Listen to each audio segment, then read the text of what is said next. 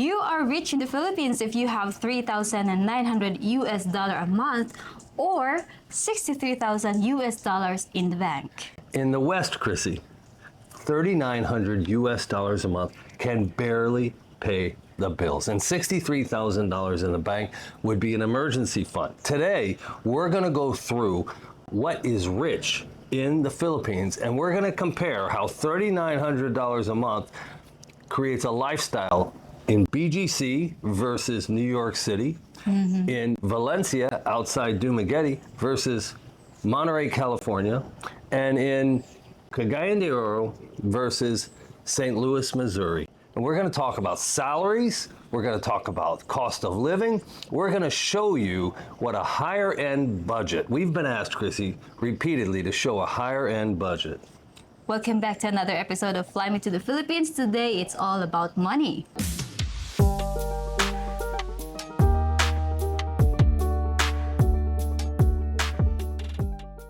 We're Rob and Chrissy, co-authors of the #1 best-selling book in Philippines travel on Amazon for the last 7 months.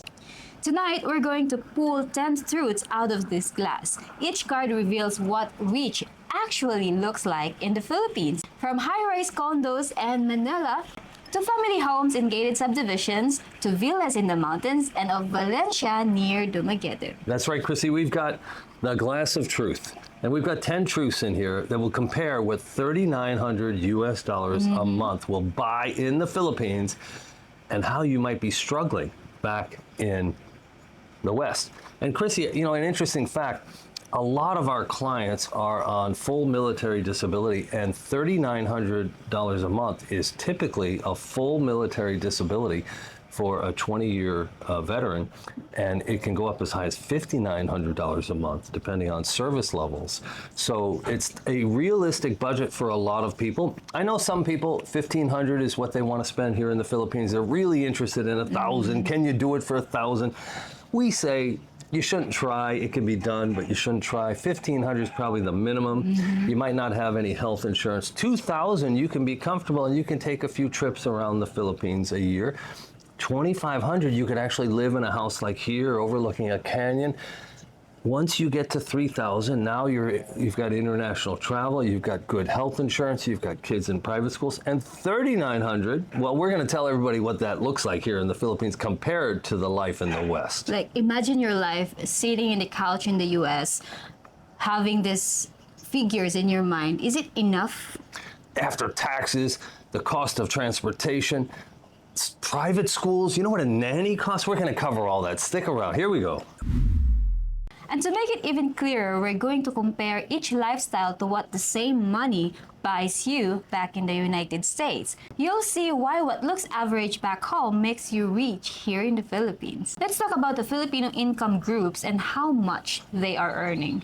Chrissy, take a look at this chart. Poor is under 12,000 pesos a month. Rich is 240,000 pesos a month or more. And that is $3,900 US dollars per month. You are crazy rich. Look at this pyramid graph, Chrissy. It shows what a small percentage of families are rich. 74% of families is equal to lower class. Only 0.1% are upper class elite. $3,900 US dollars put you in the same group as the top 1 in 1,000 families. In the upper class, it's only 0.1% or 21,700 families that are earning 702,000 pesos per year. He'll be in the top 0.1%. There'll be only 21,000 and change other families with his income here. It's crazy. But check out this chart, Chrissy. What do really high-paying jobs pay here in the Philippines? 10 highest-paying jobs. Pilots, they're earning 116,000 pesos a month or 2,000 US dollars. Civil engineers, 69,000 pesos a month or 1,200 US dollars a month. Accountants, 47,000 pesos a month or 850 US dollars a month. Jobs that sound big in the Philippines earn less than entry level in the West. Chrissy, let's start and go to the glass of truth. Let's take out number 1. Number 1 is income reality check. here's the reality, Chrissy. We just went through the charts and the graphs. If your pension equates to 220,000 pesos a month, you are rich. And the average Filipino worker makes 25,000 pesos a month, about $440 a month, average, including all the high-paying jobs.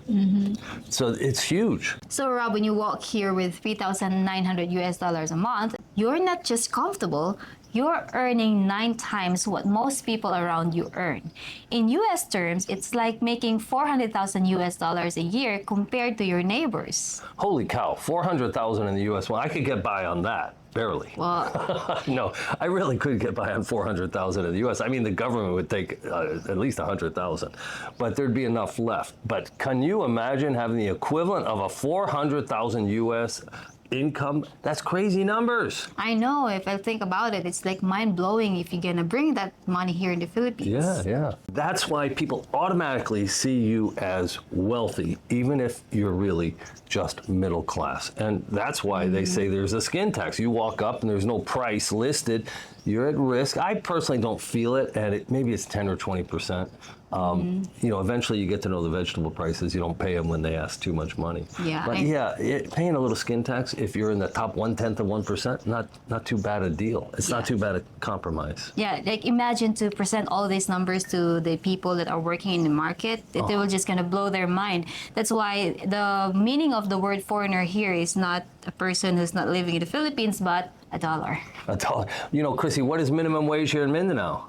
400. I think it's already raised. $7 US dollars per day. Everybody should stay tuned. We're going to talk specifically about what you can buy in BGC versus New York City, what you can buy in Valencia outside Dumaguete versus Monterey, California, and what you can buy here in CDO versus St. Louis, Missouri, to give you a little context. Okay, let's go to the glass of truth. Second card is bank balance status.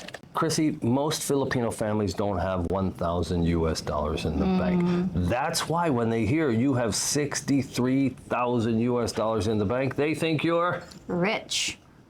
You know, if we're gonna tell the people or my family members that we're buying this, we're buying that, and they will ask about the prices, I will say, oh, it's 31,000 pesos. But how easy can you just buy that stuff in that amount? Because we're not used to live in a life that having this a lot of money in our bank, because even our daily food, we have to work on it on that day to get it. We just bought a refrigerator for the house up in the mountain.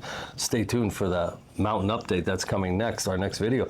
But your family wanted to know if we financed the refrigerator or if we paid cash. Yeah. With all those figures that we're talking about, with that kind of money here, you could easily prepay years of rent. You could buy a car outright, Rob, if you have that money a month. Well, cars are much less expensive here. We have a flood of Chinese cars that have exceptional good quality as of recent. We have 2 friends just bought Chinese cars, one used, one new.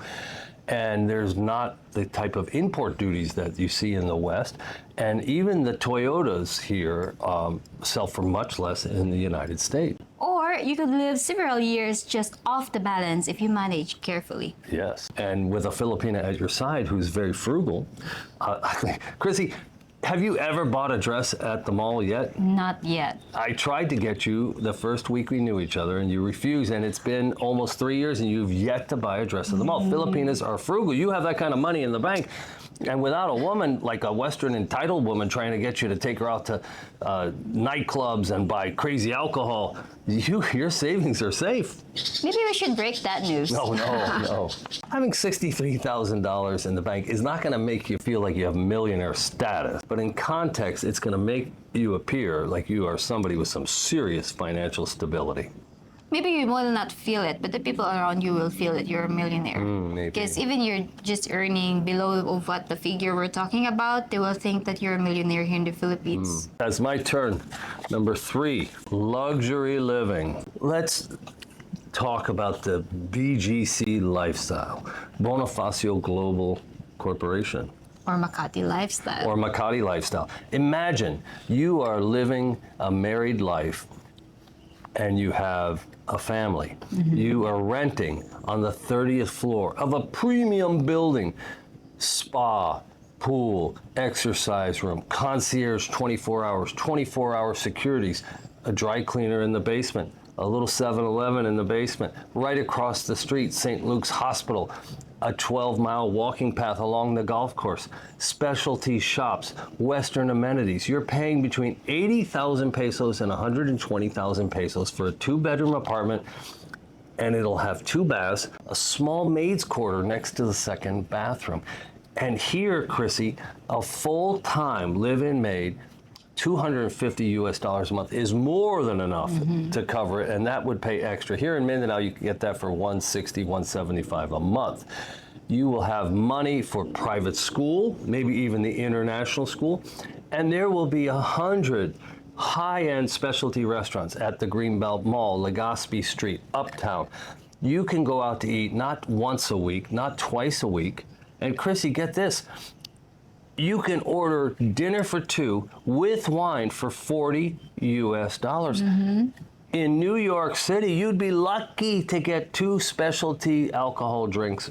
There wouldn't be money for tip and tax. It'd be $20 if you wanted a specialty drink. You'd be lucky to have money for tax and tip left over. That's the lifestyle of a power couple in Manila. And here's the crazy part. At $3,900 US a month, it's within reach. Chrissy, $3,900 a month in New York City, you will be struggling for a small 500 square foot apartment, 1 bedroom. You're going to pay about $3,000 US a month.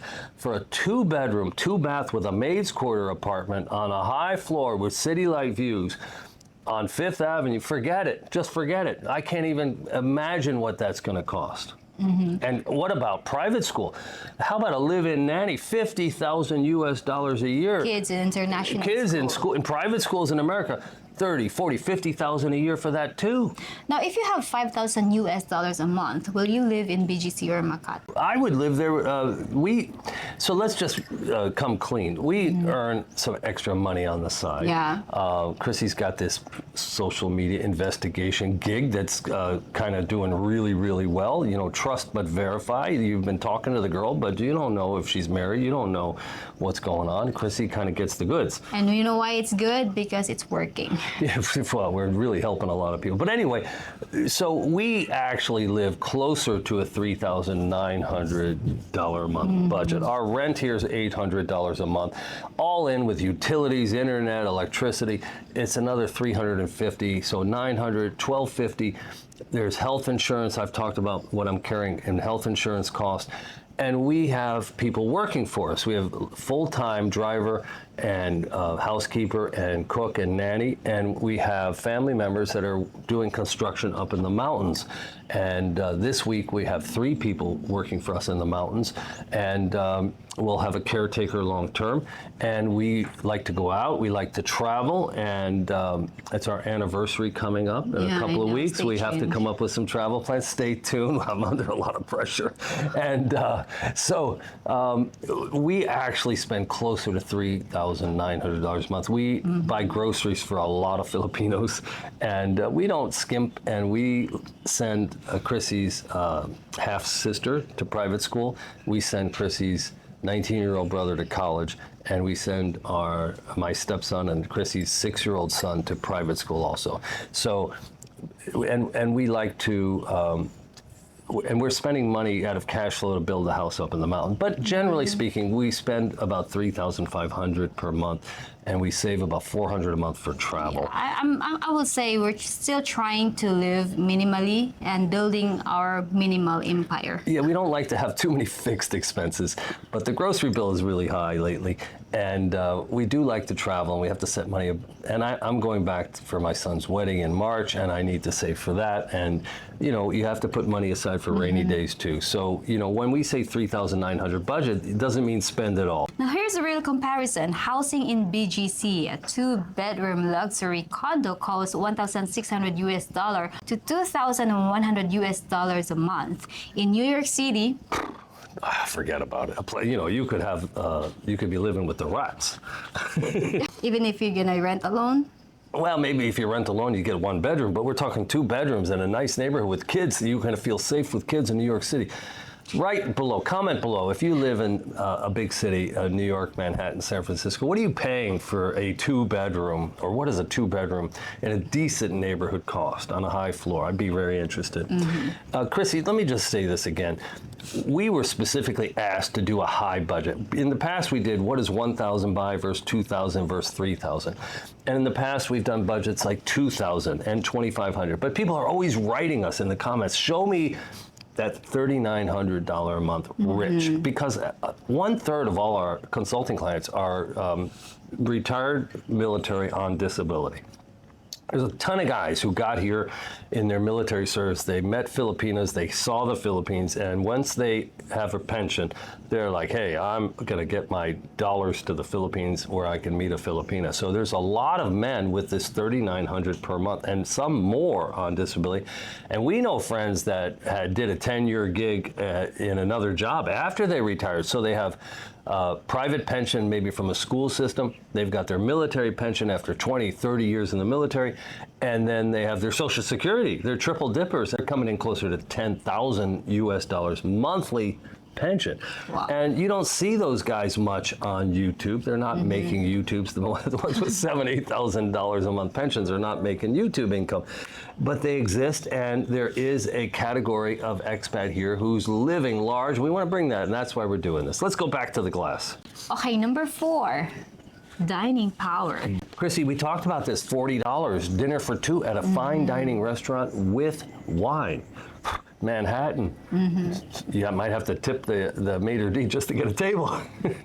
For us, from the lowest class people, $40 is already like 1.5 sack of rice. In the Philippines, if you can afford to buy 1 sack of rice one time, you're rich. Yeah. Imagine that if we're gonna spend 2,000 pesos just for dining, Right. we would rather put that into like food for the family. Sure. And here in the Philippines, fine dining, you can do it twice a week. Back home, it's a splurge you might do once or twice a year. I think you could do it even more twice. If like we say BGC Makati is about 40% more expensive than CDO and Dumaguete, and maybe Davao and Iloilo are 10% more expensive. But if you lived in a place like CDO, and we don't drink wine, I used to drink, but not anymore.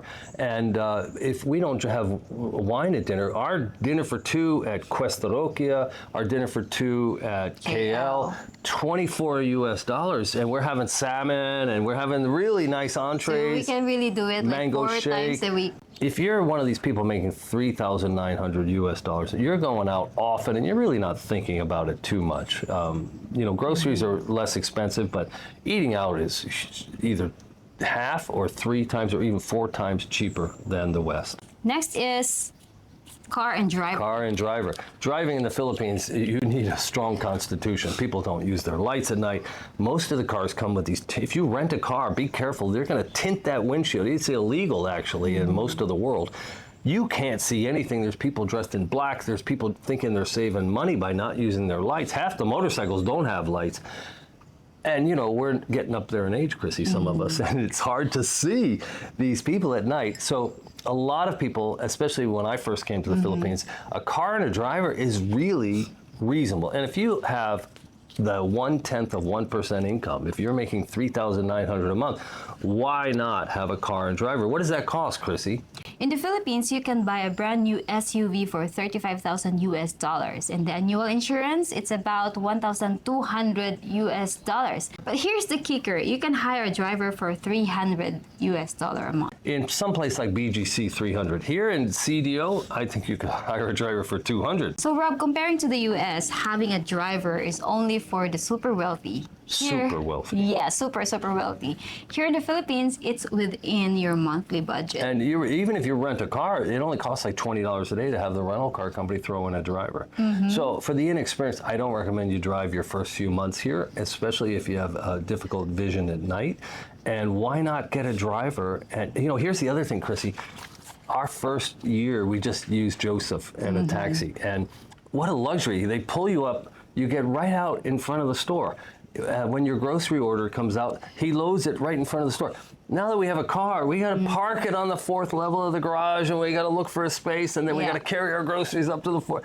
It's a pain in the neck to have. It's not it's not easy to be a navigator as well, because Yeah. I'm always your navigator. And I was like thinking, if we have a driver who really knows where we're going, we can just sleep, we can chit chat, you know, we can Yeah. enjoy the views, and it's very luxury. No stress. You know, that's why people here in the Philippines see you as rich, because you can afford things that even upper middle class families back home can't. There you go. And taking kids to school. We don't do any of that driving. Popsy does it all for us on the trike. What a luxury lifestyle. I mean, I used to do that. I had 3 kids. I was running around like crazy, working full time, or paying people to pick up. It was so expensive. All right, the next item in the glass of truth. Family support. Now, this is really controversial. Some guys, as soon as they meet a Filipino, they feel, hey, I gotta let you know, I might give you a little spending money, but it's not for your family. They lived without, no. But you know what? If you're making $3,900 US dollars a month, if you gave your Filipina 10,000 to 20,000 pesos a month, it would only be 5 to 10% of your income. And because of that, a lot of men who do have a comfortable pension, they see the poverty that their Filipina family lives in. They see the dire economic conditions. They see the lack of medical care. They see there's no protein in their diet. And they meet the people, and they're such good, honest, hard-working people. It's really hard, especially when the Filipino used to have a job. Like Chrissy used to be a teacher, had a real job. I don't want to spend my retirement alone, so I can't just tell Chrissy to quit her job and stop sending half her money to her family. It's like a breadwinner culture here. Chrissy became a breadwinner along with her sister. And if you're going to take that breadwinner out of that environment, it's very challenging, to say tough. Stay home and be with me. I'll buy you makeup. I'll buy you bonbons, but your family gets nothing. So a lot of men have come to the conclusion, give their wife a stipend, some portion of what they used to make, and let her handle giving that money to the family as needed. And it's such a reasonable portion of an income once you make that $3,900. Even if you're making 2,000 US dollars a month, 10,000 pesos is still only 5%. Yeah, the good thing about supporting family here in the Philippines is that for her family, it's life-changing. But for you, it's just manageable. That's why so many foreigners end up doing it, just like you. But the difference between us is that we're both working on it, and we're both supporting the family. Chrissy is generating a lot of sales in her social media, and that money is going to pay for her sisters, her half-sisters' private school, and her brother's college. And what do we pay for Dan Dan's college here? I think it's 32,000 pesos a semester. Now there's another 8,000 incidentals and books and supplies. So call it 80,000 pesos a year to send someone to a decent private college. And it's about the same for the Catholic private schools that CJ and Precious go to. Now, Rob, let's compare that in St. Louis, Missouri. The $3,900 a month barely covers your mortgage or healthcare and your kids' schools. Here, that same income pays for a 4-bedroom gated subdivision home, Catholic schools, a helper, and a vacation. Just sending someone to college in America would bankrupt someone on that salary. That's like a junior sales executive right out of college. That is going to be a 1-bedroom apartment lifestyle in St. Louis. Here in Cagayan de Oro, we are overlooking a ridge and a canyon. It's gorgeous. The weather right now is perfect. There's a breeze. We have a guard 24 hours. We have roving motorcycle guard watching our property. We have a 4-bedroom, 4-bath home, premium features, and we are very close to shopping. And when we go to the mountain, we go the other way, and zoop, 45 minutes, no traffic. So some people are burdened with traffic, but fortunately, we're retired. We don't have to go out in that traffic, so we can spend the money and have a great lifestyle. Yeah, comparing that to the West, that's a huge difference. And it's why people feel rich here, even while they're just in the middle class back home. They might even lower middle class these days with inflation. Oh my gosh. If you're wondering how your budget will fare here in the Philippines, go ahead and book a private consultation. There's a link in the first pinned comment and in the description box, or just email us at flymetothephilippines@gmail.com. Okay, Chrissy, back to the glass of truth. Travel lifestyle. Chrissy, here in the Philippines, your travel lifestyle is going to be pretty darn good. With 220,000 pesos, 3,900 US dollars a month, you can take trips domestically. Palawan, Boracay, El Nido, Surigao Island, Siquijor, Coral Grove Resort. Oh my God. it's just not that expensive. Most flights, if you book in advance, can be like $30 to $50. Yeah, and if you're planning to have a vacation in some country in Southeast Asia like Bangkok, Bali, or Singapore, $200 to $300 round trip. That's right. So easy. Compare that to the US where international airfare starts at 1,000 US dollars. Chrissy, I was looking at Google Flights yesterday, and Macau, Bangkok, Kuala Lumpur, and Ho Chi Minh, we were just in January, popped up as round trip under $275 a month, round trip per person. What do you guys think? Our anniversary's coming up. Should we go domestic and go to Surigao? Should we go to Coron? Should we take a trip? Go back to El Nido. Go back to El Nido? Should we go international? Where do you think? Or does Chrissy need more jewelry? What do you think? Comment below. Take a look at how far that 3,900 US dollars will go in Valencia, in the suburbs, 20 minutes up the mountain from Dumaguete, versus Monterey, California. Overlooking the ocean, aquatic sports, scuba diving, great fishing, great seafood. Monterey, California versus Valencia. A villa with a pool, $600 to $800 per month. Again, fine dining, $30 to $40 at fine dining. For two, $40 if you're ordering wine, $25 to $30 if you're just having appetizer, main course, and dessert. Diving in Darwin, $30 to $40 a dive. California, $200 US dollars a dive. Big difference. In California, home with a view of the ocean. Oh my God, I don't even want to guess. A villa with a pool and a view of the ocean. 20 minutes from diving boats. 20 minutes from the pier in Monterey and seafood. What is dinner for two on the pier in Monterey? Do you know? Comment below. I'm thinking with wine, about 175 US dollars. So in Monterey, California, 3,900 US dollars a month will make you feel poor. In Valencia, Dumaguete, or any other places around it will make you feel rich. You're gonna feel relaxed. You know, one of the things I learned in my life is if you buy a mansion, well, now you got to maintain the yard, you got to paint it, you got to do the repairs. There's a lot of stress. Well, if you buy a moderately priced house and your budget can afford it, now you can feel relaxed. You can do the repairs. You can make improvements. You can put some gingerbread on the house. Here in the Philippines, you get that relaxed feeling. In Valencia, you're gonna feel relaxed. You're gonna rent or buy something and you're gonna feel relaxed. You can do all those special things. You know, no deferred maintenance. Beautify the property. Improve the pool pump when needed. Hire labor. Workers are so reasonable. Like, it's so easy to have things done. We had some auto body work done. There were two big dents on a SUV Toyota. A Toyota, two giant dents. A friend of ours asked us while he was out of the country to get it repaired. 13,000 pesos, Chrissy. Yeah. Done in 4 days. That's very cheap. And when it came back, I was sure it wouldn't look good. It was perfect. Yeah. Perfect. That's why I would say it's not just really solely all about the money, but it's also the place where you bring your money. Yeah. Let's go back to our glass of truth.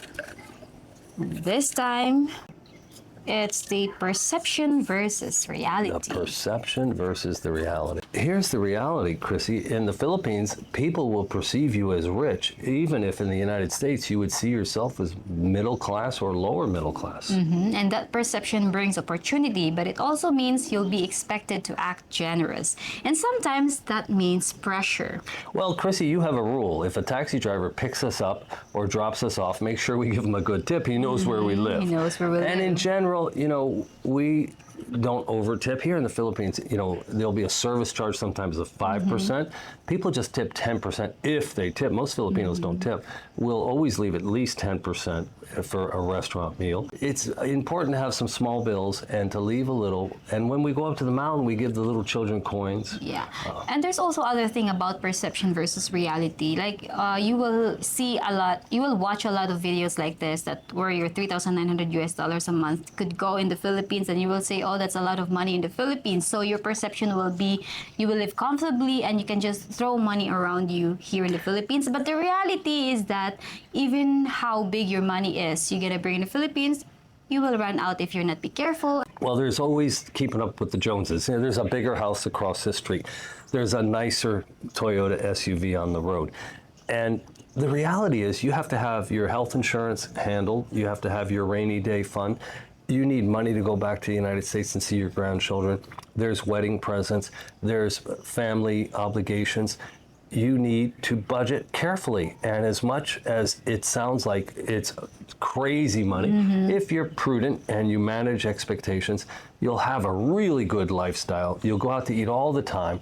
You'll have money to go to Bali. You'll have money to go to Disneyland, Hong Kong. You'll be in Japan every other year. You will live an amazing lifestyle and still have the money for deferred maintenance, for rainy day funds. You'll be able to do really well. One more glass of truth. And having said that, the 9th is all about potential pitfalls. And we just spoke about that a little bit, Chrissy. Like, be careful you don't spend your rainy day fund. Be careful you don't have no money for health insurance.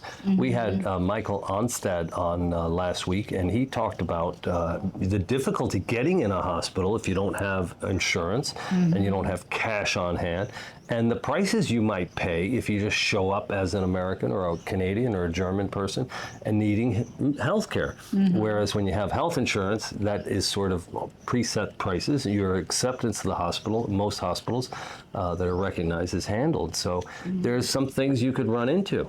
Yeah, like with new money comes new risk. Lifestyle inflation, too many vacations, pressure from extended family, Filipinas, luxurious stuff, and yes, scams targeting rich foreigners here in the Philippines. That is why I offer my open source social media review, where I'll dig into her online presence and tell you the truth. It saved dozens of men already from heartbreak and from being broke. Well, we saved them from ladyboys. It saved them from women who were accepting expensive gifts and vehicles, yet they had a foreign boyfriend. We found a married woman with children who was not going to college but sending her brother to college with the man's money.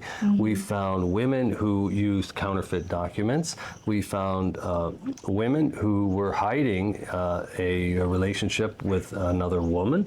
We have over half, slightly more than half of the investigations reveal problems. And sometimes Chrissy gives a thumbs up and she gives a thumbs down, and you'll get her opinion as to the quality of the relationship you're in, based on how much video chat you've had, how much time you've had together, what the girl's done in terms of mysterious behavior, or whether or not she's a solid citizen. Quite often, Chrissy, you give a thumbs up and you tell the man green light, green flag. So it's really helped our income and our lifestyle, having Chrissy come online with this service 3 months ago. And we're really tickled because a lot of men, at the end of the, Chrissy talks one-on-one, and more often than not, the men are really appreciative because they just don't have the skill to do this. They don't know the language. Yeah. And you are finding second and third Facebook pages that are just out there in public with funny reverse names and all. How you find them, nobody knows. It's a secret, a trade secret. But she is finding... I don't know too. Yeah, it's like bizarre how she comes up with these girls' other pages. But anyway, it's a great service. Yeah, there might be a lot of men that money doesn't matter to them. Like if they just gonna give it away, it doesn't matter because they have a lot of money. But when they fall in love with a person, it's not about the money anymore, but it's about the trust, about the love. If it's about the person already. So that is why the review is very helpful to them. That's right. Because for them, money is just a little. Trust but verify. Trust but verify. One more in the glass of truth, or we That's out? for you. That one is for me? There's two? one. No, there's one more. Here. Okay. The glass of truth, number 10. True richness. It's heavy. Hey, that's really heavy. But you know, Chrissy, true richness is not just dollars and cents and pesos. Richness is being free to do what you want in your life, in your retirement. If you want to go walk a mountain, if you want to whistle your own tune, if you want to go and explore life and be true to yourself, love yourself and not give it. You know, they call it this special kind of money. I don't care money. And here in the Philippines, $3,900 a month is going to be true richness of I don't care what you think, money. I can do what I want to do, money. I can be who I want to be. As long as you're polite to your neighbors and you're respectful. And that's what this whole conversation is about. The chance to live not just well, but free. You know, I would say real rich is when you're happy. Like, no matter what your situation is, your status, your money, if you're happy and you're contented in your life, you're rich because you have nothing to ask for because you're contented. Yeah. There's a lot of billionaires they're out there that they're not happy. They're not happy That's with right. their love life. They've been scammed all the time. They can't find a person that really will make them happy. So even though they're financially rich, emotionally they're so poor. Well, we've been together almost 3 years. Our 1-year marriage anniversary is coming up in 2 weeks. Yeah. I consider our relationship the greatest richness that I have. And if I had 1/4 the income and we had each other, I would be content. And I know so many of the viewers of our channel, they look at you and me. Well, they look at you more than they look at me. But they look at us and they're trying to gauge whether it's real. Is it real? What, you know, the chemistry, the kismet. You know, I had this terrible flu for a month. Yeah, now I'm getting it. And now you're getting it. But I was off camera quite a bit because I was just hacking. And I had a flu that lasted a long time. And but we're back, and we're back on the patio with this beautiful Cagayan de Oro canyon and the river behind us. This is our life. This is real. And what do we always say to the men, Chrissy? Get off the couch, come here in the Philippines, bring your American dollar, and you can live comfortably and free with a beautiful Filipino. Yeah, if not rich in dollars, then rich in relationship.